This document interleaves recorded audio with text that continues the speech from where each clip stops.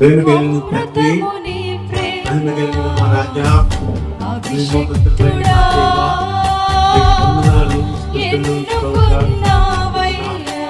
మీరు ఏర్పాటు చేసుకునే సంఘాన్ని బట్టి వందనాలు. ఈ సంఘంలో ఆయా విధాలైన ఆత్మీయతలు, పరిచర్య, బాధ్యతలు ప్రభా ఈ బిడ్డలు స్వీకరిస్తుండగా ఈ ప్రత్యేకమైన ఆత్మ అభిషేకం కింద బిడ్డలు